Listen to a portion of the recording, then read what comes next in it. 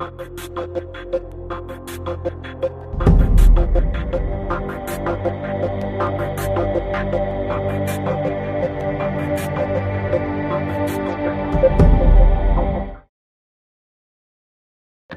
happy that I was able to give the families of Paris Gary and Joshua Chisholm the closure that they really deserved. There are no winners in these cases. Even a guilty conviction doesn't bring back their loved one. It doesn't. Everybody knew exactly who Paris was. I feel as though now I can start to breathe instead of just living.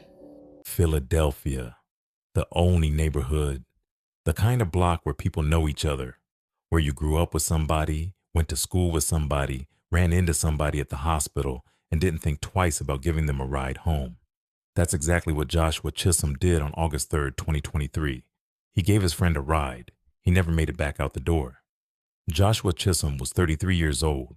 His mother, Diana Devon, would later describe him as a remarkable individual, an exemplary son, a father, a brother, a friend. Paris William Gary was 32. His mother, Denise Ross, called him a gentle giant, a man who went above and beyond for the people in his life. She had known the man who would kill her son since he was a little boy. His name was Sabir Bunch. The three of them, Joshua, Paris, and Sabir, had been friends for years, longtime friends, the kind of people who end up in each other's lives so long they stop feeling like a choice and start feeling like family. On August 3rd, 2023, that history meant nothing. It started at Albert Einstein Medical Center. Bunch had been at the hospital. For what reason, prosecutors never fully established publicly. But that morning, in the waiting room of Albert Einstein, the three of them crossed paths. Joshua and Paris ran into Sabir. That's all it was. A coincidence, a waiting room, a familiar face. Joshua drove Sabir home. Paris followed on his motorcycle. Three friends, end of a hospital visit, heading back to North 3rd Street in Olney. Nothing about that afternoon should have ended the way it did, but surveillance cameras don't lie. The footage would later become the backbone of the prosecution's case. It showed Sabir Bunch stepping out of Joshua Chisholm's car with a hospital bracelet still on his wrist, and a black handgun held low close to his body, being concealed as he walked toward the house. Prosecutors noted that Bunch appeared jumpy, paranoid, like a man who had already decided something before anyone else in that house knew what was coming. Paris Gary arrived on his motorcycle. He went inside, and then, at approximately 7:30 in the evening, the cameras picked up what the walls of that house already knew: the sound of gunshots.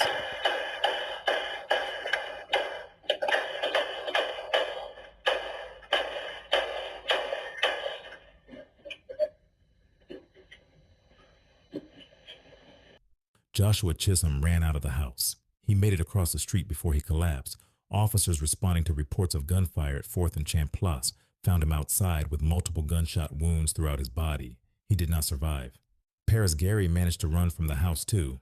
He made it a few blocks. Surveillance caught him fleeing, gunshot wounds to his face and side. Officers found him on North 3rd Street. He did not survive either. Sabir Bunch did not wait around. Surveillance footage captured him running out the back of the house, hopping fences, moving fast through neighboring yards. He was gone, but not for long. About an hour after the shooting, police responded to a reported burglary on West Spencer Street, not far from the scene.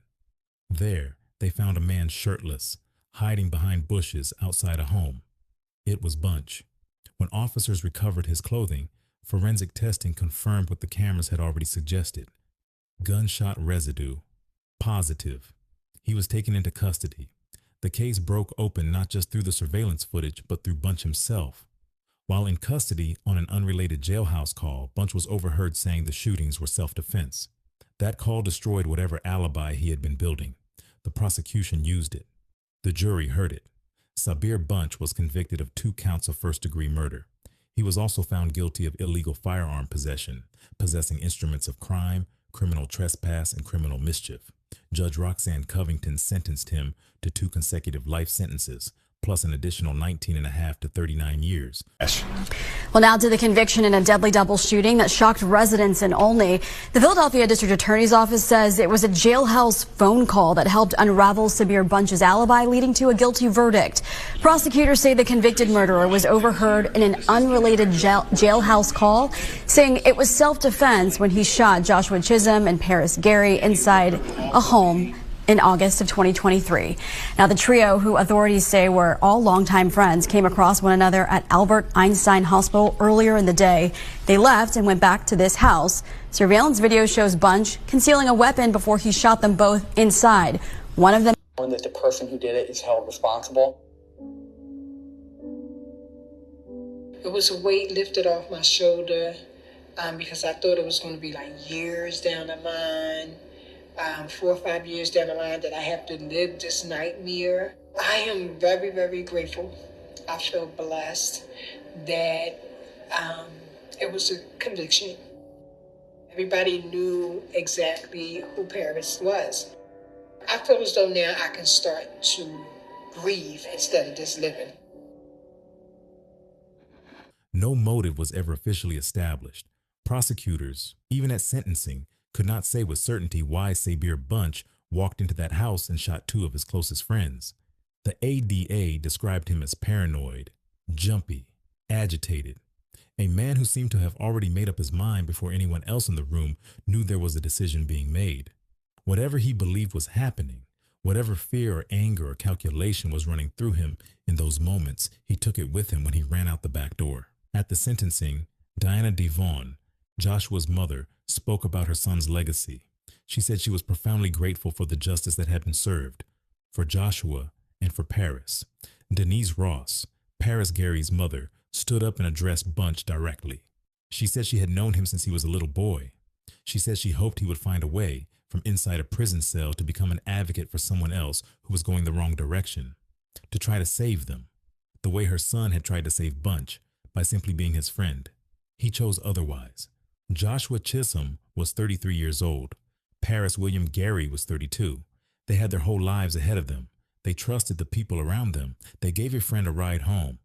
And that was the last thing either of them ever did.